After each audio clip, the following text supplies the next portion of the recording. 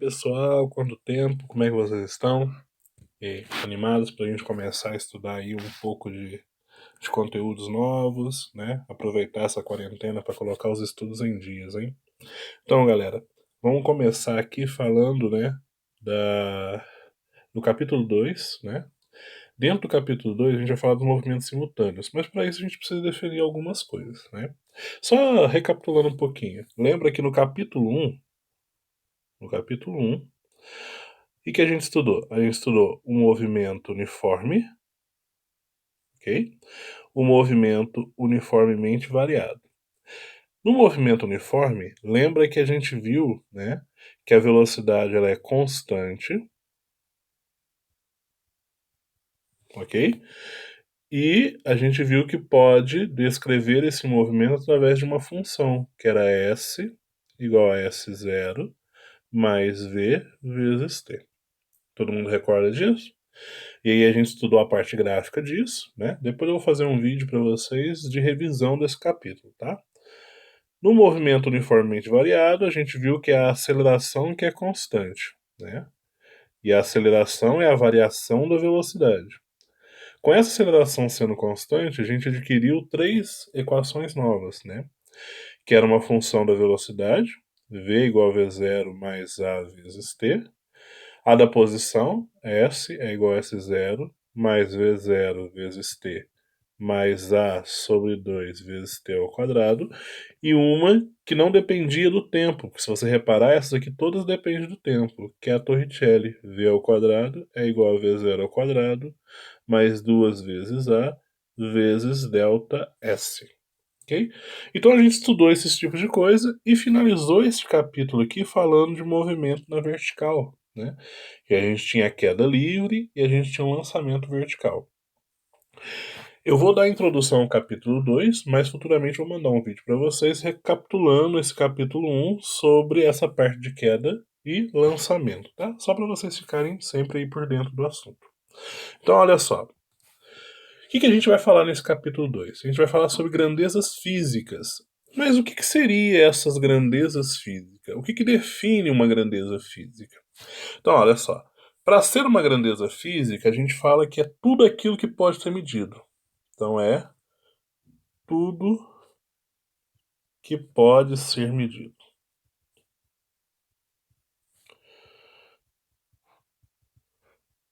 Então, se eu conseguir medir, é uma grandeza física. Exemplos de grandeza física. Então, ó, área é uma grandeza física. Altura é uma grandeza física. Velocidade é uma grandeza física. Né? Temperatura é uma grandeza física. E aí vai indo, quer dizer, tudo que eu conseguir medir vai ser uma grandeza física. E o que não é uma grandeza física? O que não é uma grandeza física é o tempo, é o sentimento, né? Então, sentimento não é uma grandeza física, porque eu não consigo medir, eu não consigo aferir, né? O sentimento é algo subjetivo, não tem como eu medir o sentimento de alguém, ok? Grandeza física, então, é tudo que pode ser medido, e aí a gente tem dois tipos de grandezas físicas, né? Grandezas físicas no estudo da física. A gente tem as grandezas escalares, né? Quando a gente fala grandeza escalar, é que ela é perfeitamente, né, definida pelo seu valor numérico e unidade de medida. Então, quando eu tenho um valor e tenho uma unidade, eu tenho uma grandeza escalar. Se eu não precisar de mais nada com informação, isso fica ótimo pra gente, tá? Então, vamos pensar em alguns exemplos, né, de grandezas escalares. Por exemplo, o tempo. O tempo é uma grandeza escalar. Se eu falar 1 hora, né, você sabe que é a duração de um determinado evento. Então, é o valor numérico, né? Então, por exemplo, aqui, 1 hora. É o valor numérico e hora é a unidade de medida. Eu poderia falar assim, 60 minutos. 60 é o valor numérico e minutos é a unidade de medida. Outra grandeza escalar, temperatura. A temperatura é uma grandeza escalar, por quê? Eu posso falar assim, hoje está 19 graus Celsius. Você sabe do que eu estou falando, você já compreende. Mas se eu falar só 19, você não saberia o que está acontecendo. Então, uma grandeza escalar precisa de um valor e precisa de uma unidade. Porque não adianta eu falar, por exemplo, 2. Só falar 2, né? Fica aquela situação. O que, que é 2? 2 o quê? R$ 2, 2 metros, 2 quilos, né? 2 newtons, 2 pessoas. Então, quer dizer, só falar o número não é o suficiente. Eu preciso, né, falar o número e uma unidade. Então, por exemplo, 2 metros. Eu sei que estou falando da dimensão, né, de comprimento. Poderia ser uma altura, poderia ser uma distância, mas eu já entendi o que, que é. Então, grandeza escalares é isso, beleza? Grandezas vetoriais são aquelas que, além do valor, né, e unidade, ou seja, ela é mais do que a grandeza escalar. Ela precisa de direção e sentido. Então, numa grandeza vetorial, a gente fala que ela precisa de orientação. Se eu não tiver orientação, fica muito difícil de eu definir esse tipo de grandeza. Então, por exemplo, o que seria grandezas vetoriais? Vamos dar exemplos aqui. Olha só. Grandeza vetorial pode ser deslocamento. Você concorda que o deslocamento é uma coisa que eu preciso saber para onde está acontecendo esse deslocamento? Eu estou indo para a direita, estou indo para a esquerda, eu estou horizontalmente, estou na vertical, eu estou subindo, eu estou descendo. Então, quer dizer, eu preciso me orientar. Desculpa, peraí. Eu preciso me orientar. Somente falar o valor e a unidade não vai resolver o meu problema. Outro exemplo de grandeza vetorial: velocidade. Outro exemplo: aceleração. Outro exemplo: força. E assim vai indo. Quer dizer, eu preciso ter, além de valor e unidade, eu preciso determinar a direção e eu preciso determinar o sentido. Então, isso é uma grandeza vetorial. Vamos pensar na seguinte situação. Imagina que você tem aqui uma superfície e aí você tem uma caixa aqui. Aí eu falo assim, vamos arrastar essa caixa, né, 2 metros. Ou seja, você precisa realizar um deslocamento, né, de 2 metros. Mas aí, você saberia exatamente aonde colocar essa caixa?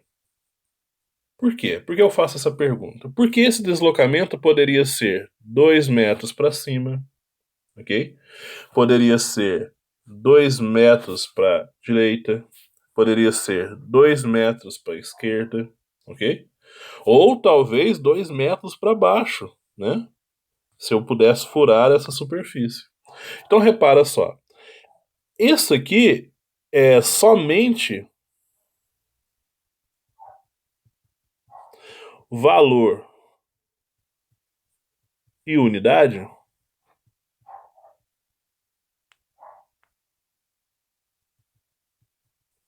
Não é o suficiente.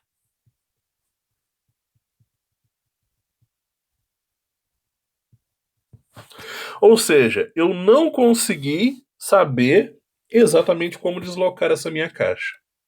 Agora, se eu virasse para você e falasse assim, vai ser 2 metros para a esquerda na horizontal. Ou seja, você já sabe que não é este, que não é este e nem este. Você sabe o que? Opa! Você sabe que o seu deslocamento ele vai ocorrer o quê? Nesta direção, nesta orientação. Vai ser para a esquerda, eu vou deslocar aqui uma distância de 2 metros horizontalmente. Então entendam essa relação essa relação de grandeza escalar e grandeza vetorial. São diferentes. O escalar é aquilo que eu dou valor e a unidade, 2 metros. Agora, uma grandeza vetorial é porque eu preciso orientar. Eu tenho que falar qual é o sentido, esquerda, e qual é a direção, né? Horizontal. Ok? Mas eu vou definir bem detalhadamente isso. Ok? Então, olha só. Se eu estou falando de grandezas vetoriais escalares, vamos fazer um exercício para a gente compreender isso. Tem um exercício de aprendizagem da página 52 que está falando o seguinte, ó. Número 1. Assinale a opção em que todas as grandezas listadas são vetoriais. Então eu quero saber de grandezas vetoriais. Então vamos lá. A massa é uma grandeza vetorial? Eu preciso saber qual é se a massa está para a direita, para a esquerda, né? Se ela é horizontal ou vertical? Não, né? A massa é escalar, ok? O peso é uma grandeza vetorial? Aí vocês têm que lembrar o seguinte: peso é uma força, ok? E força é uma grandeza vetorial. Mostrei agora há pouco para vocês. Eu preciso saber para onde eu estou aplicando a força. Se é para a esquerda, para a direita, horizontal, vertical. Então, força é vetorial e peso é vetorial. Mas o exercício fala que eu tenho que assinalar onde todas as opções são grandezas vetoriais. Como aqui tem essa grandeza, né, escalar, isso aqui é falso. Não é a correta que a gente está procurando. Vamos olhar a letra B então. Velocidade. Velocidade é uma grandeza vetorial. Eu preciso saber direção, sentido e valor, né? A aceleração também é uma grandeza vetorial. Eu preciso saber para onde eu estou acelerando. Eu preciso me orientar com essa aceleração. Temperatura. Não, temperatura é uma grandeza escalar. Não importa se a pessoa está sentada, deitada, se ela está andando para a esquerda ou para a direita, a temperatura dela é um determinado valor. Volume também é escalar. Ok? Força é vetorial. Aceleração é vetorial. Então, peraí. A letra B não pode, porque eu tenho escalar. E a letra C também não pode, porque eu tenho escalar. Então, falta agora a gente analisar a letra D. Peso é uma força e é, então, vetorial. Velocidade é vetorial e aceleração é vetorial. Sendo assim, a resposta é a letra D. Espero que tenham compreendido. Agora vamos lá. Para falar de vetores, né, para falar de grandezas vetoriais, eu preciso definir um conceito chamado vetor. Vetor é uma ferramenta matemática, é uma ferramenta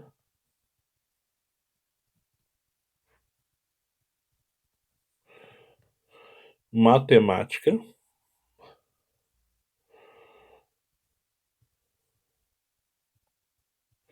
que a gente usa na física e a gente usa para poder representar, né, as grandezas vetoriais.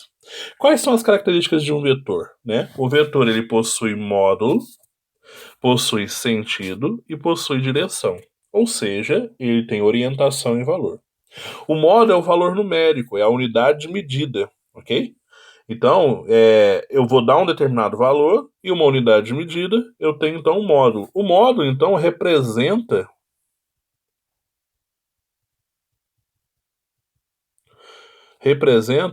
a parte escalar, ok? Da grandeza vetorial. Sentido e direção. Sentido é para onde o vetor, né, atua de acordo com sua orientação.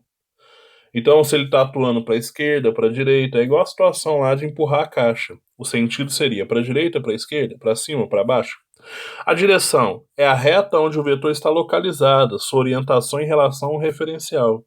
Então, por exemplo, eu vou empurrar a caixa para a esquerda, mas eu vou empurrar ela para a esquerda o quê? Em relação à superfície, então é horizontal, ok?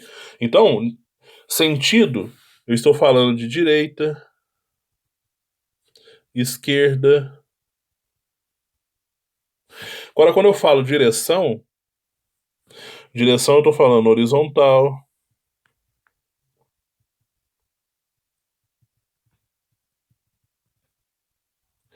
vertical, diagonal e assim vai indo. Ok?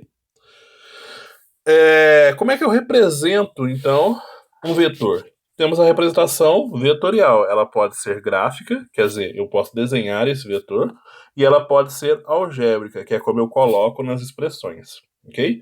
A representação gráfica. Um vetor é uma reta orientada. Ok? Então pode ser assim, pode ser assim, pode ser assim, pode ser assim.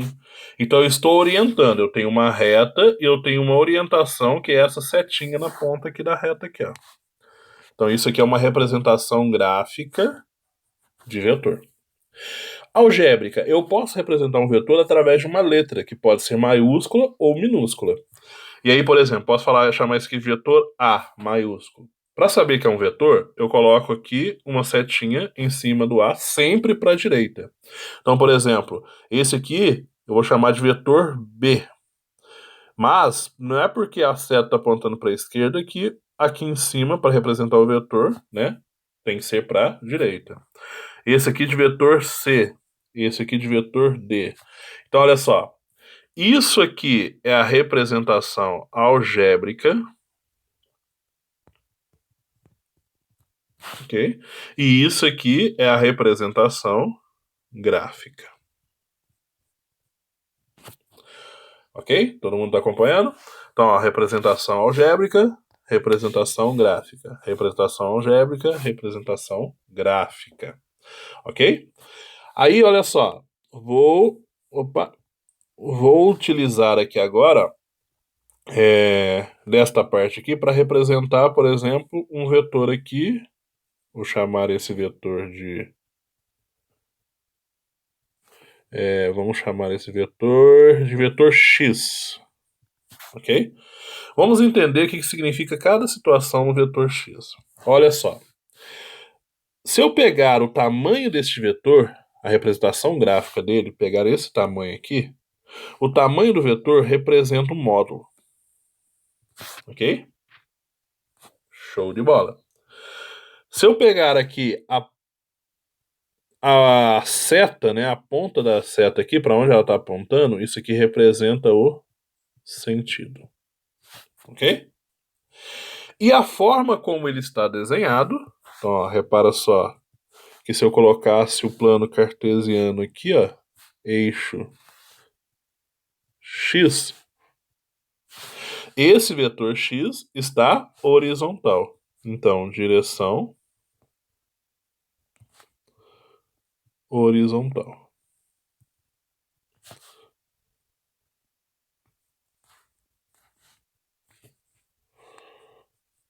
Opa, que não coube, horizontal.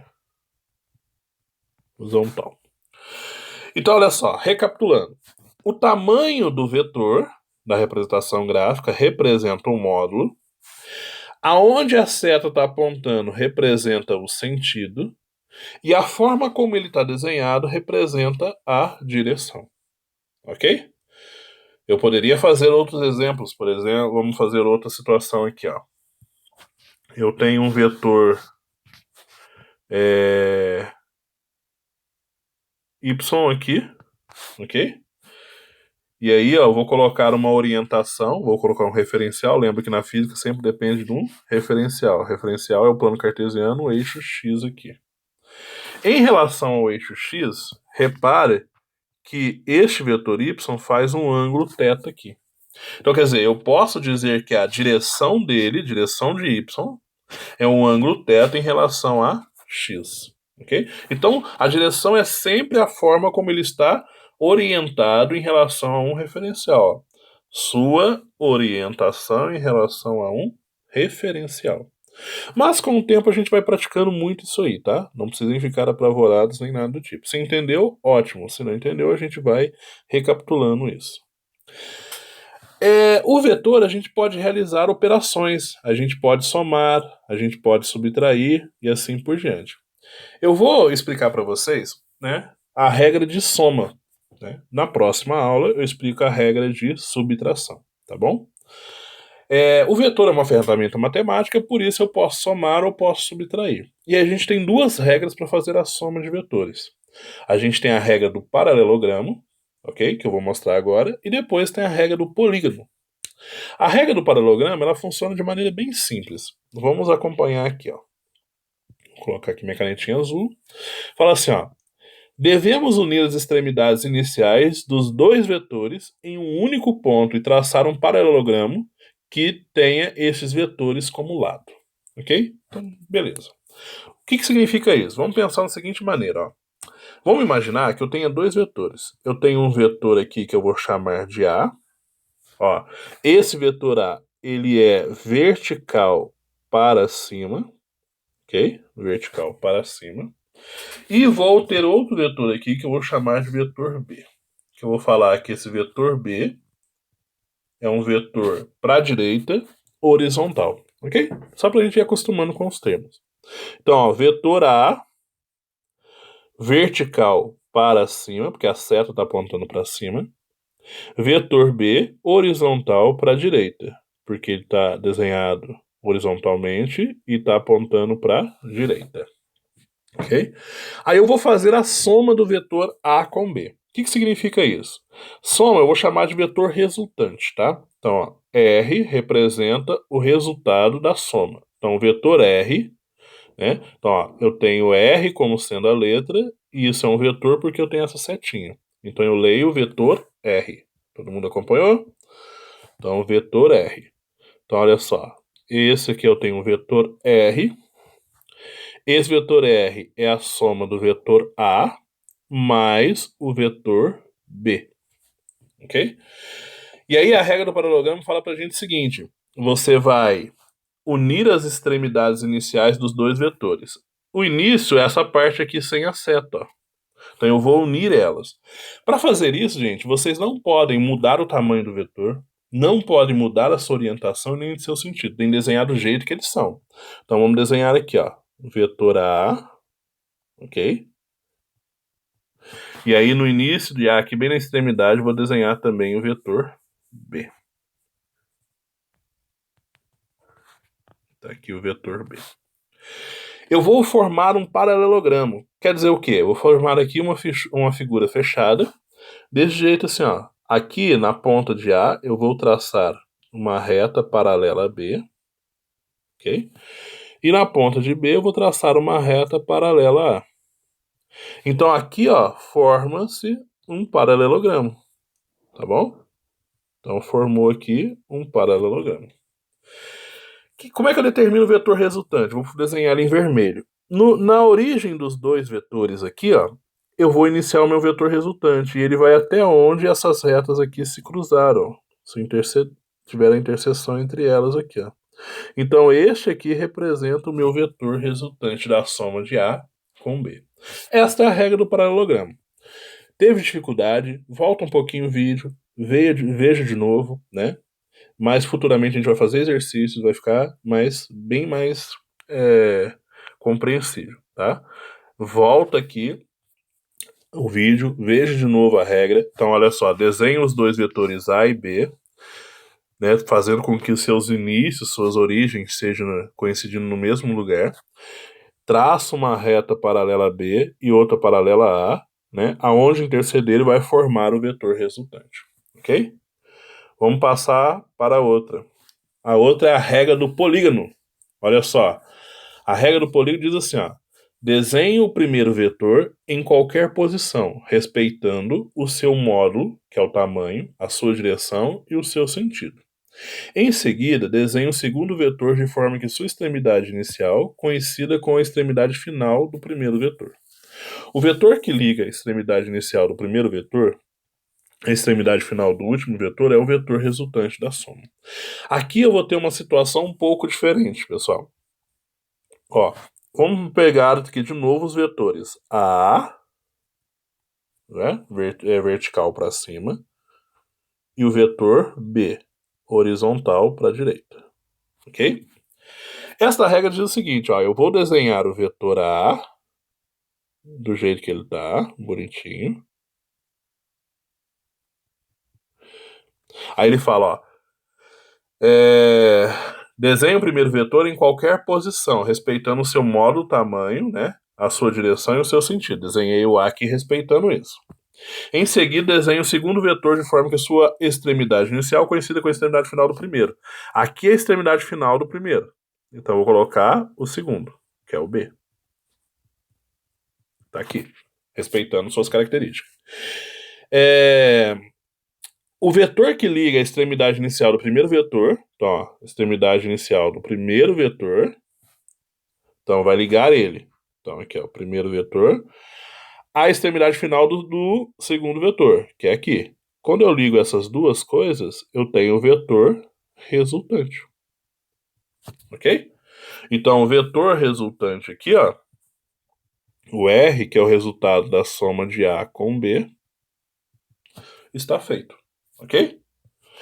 Aí, beleza. Acaba que a gente obtém o mesmo resultado. Mas qual é a diferença da regra do polígono com a regra, né? Vamos voltar aqui. Com a regra do paralelogramo. Qual que é a diferença entre essas duas regras? Primeiro, a regra do paralelogramo só permite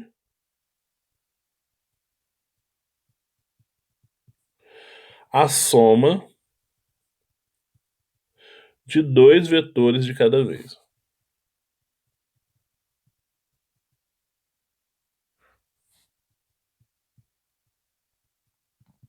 Então eu só posso somar de dois em dois. A regra do polígono, né, permite a soma de vários vetores. Eu posso somar quantos eu quiser ao mesmo tempo. Aqui eu dei o exemplo somando só A com B, mas eu poderia somar A com B e C, né? Eu poderia fazer isso sem problema algum. Já na regra do paralelogramo, eu não posso fazer isso, somente na regra do polígono. Mas depois eu vou trazer exemplo para vocês sobre, ok? Aqui eu coloquei um exercício para a gente poder treinar essa ideia. Lembra que eu acabei de falar no início que uma grandeza vetorial, por exemplo, é o deslocamento, né? Então eu posso representar o deslocamento por vetor, isso vai ser muito útil para a gente, ok? Ó, 02, né? Exercício da página 64. Né, dos propostos, está dizendo assim, ó, em um estacionamento, um coelho se desloca em sequência 12 metros para o oeste, 8 metros para norte e 6 metros para leste. O deslocamento resultante tem módulo, né? Aí a gente tem que fazer isso aqui. Olha só, acompanhem comigo. Vamos imaginar a roda dos ventos aqui, ó, norte, sul, né? Vamos colocar aqui leste e oeste. De vez em quando eu confundo essa parte, mas isso não vai fazer tanta diferença nessa resolução, porque a gente só tem que respeitar as direções aqui. Então vamos pensar o seguinte, ó. O coelho, ele está aqui, ó, neste ponto inicial do coelho. Ele vai deslocar para oeste 12 metros. Então eu vou fazer aqui um vetor que representaria 12 metros, tá? 12. Depois ele vai deslocar, então ele chegou aqui nesse ponto, ele vai deslocar agora 6 metros para norte, então ele vai para cima. Desculpa, 8 metros para norte, então ele vem aqui para cima. Então aqui 8 metros para norte. E depois ele vai fazer 6 metros para leste. Então aqui, ó, ele chegou nesse ponto, agora ele vai fazer 6 metros para leste. Ok? Então olha só, como o tamanho do vetor representa o seu módulo, se esse aqui que eu fiz maior foi 12, quer dizer que este aqui, menorzinho, tem que ser 6. O vetor resultante, né, se a gente fosse fazer pela regra do polígono, seria o quê? É a junção do primeiro ao final do segundo. Então esse aqui é o vetor resultante. Mas quanto que vale esse vetor resultante? Aí agora vem a parte que a gente tem que analisar. Olha só. Se eu pegar e olhar aqui, ó, isso aqui, quer dizer, eu desloquei 6 metros aqui, ficou faltando 6 metros aqui. Repara que aqui forma um triângulo retângulo, né? Sendo assim, o R representa o que pra gente? A hipotenusa. Ok? Este lado aqui é o que? 8 metros. E este aqui é 6 metros. Então, resolvendo o triângulo retângulo, a gente tem o seguinte, ó. A hipotenusa ao quadrado é o cateto adjacente ao quadrado mais o cateto oposto ao quadrado. Então fica sendo o quê? A hipotenusa ao quadrado vai ser 6 ao quadrado mais 8 ao quadrado. Então a hipotenusa ao quadrado vai ser 36 mais 64. A hipotenusa ao quadrado é igual a 100. Ou seja, a hipotenusa vale 10 metros. Só tirar a raiz. Então, resposta 10. Tudo bem?